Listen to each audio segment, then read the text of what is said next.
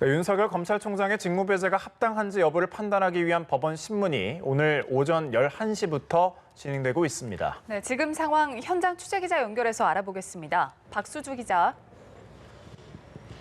네, 서울행정법원에 나와 있습니다. 말씀하신 대로 오전 11시부터 이곳에서 윤석열 검찰총장이 추미애 법무부 장관을 상대로 낸 집행정지 관련 신문이 진행 중입니다. 오늘 신문은 비공개로 진행되는데요. 양측은 치열한 법리 공방을 벌이고 있는 것으로 보입니다.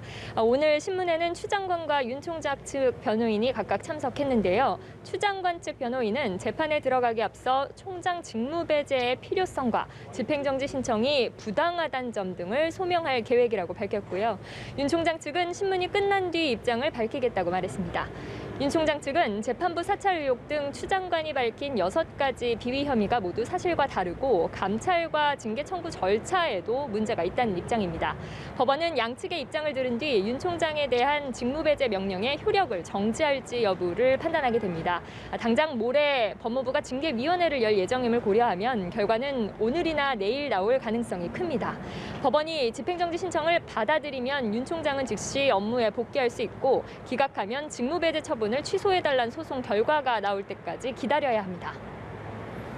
네, 검찰 내부 반발도 계속되고 있는데 이번엔 검찰총장 직무대행이 추 장관에게 직무정지 처분서를 요청했다고요? 네, 그렇습니다. 검찰총장 직무대행을 맡고 있는 조남관 대검찰청 차장검사가 오늘 오전 내부 전산망에 글을 올렸습니다. 검찰개혁의 대의를 위해 추 장관이 한 발만 물러나달라는 내용인데요. 조 차장검사는 법무부 검찰국장으로 일하다 고검장으로 승진해 대검 차장으로 부임하면서 추 장관 인사로 분류됐던 인물입니다. 조 차장검사는 자신을 포함한 대다수의 검사들이 총장이 임기를 채우지 못하고 불명예스럽게 쫓겨날 만큼 중대 비위나 범죄를 저지르지 않았다고 확신하고 있다고 적었는데요. 특히 총장이 정치적 중립을 지키기 위해 살아있는 권력이나 죽어있는 권력이나 차별 없이 법과 원칙에 따라 엄정하게 처리한 것에 대해 모두 동의하고 있다고 덧붙였습니다. 그러면서 지금과 같은 방법으로 총장 임기가 보장되지 않고 검찰의 정치적 중립과 독립이 무너진다면 검찰개혁의 꿈은 무산되고 오히려 검찰을 권력의 시녀로 만드는 중대한 우를 범할 수 있다고 강조했습니다. 네, 모레 법무부가 징계위를 열면 이후 절차는 어떻게 되는 겁니까? 네, 우선 모레 징계위에 앞서 내일 감찰위원회 임시회의가 소집될 예정입니다. 법무부 감찰위원회는 중요 감찰 사건에 관한 의견을 법무부 장관에게 권고할 수 있는데요.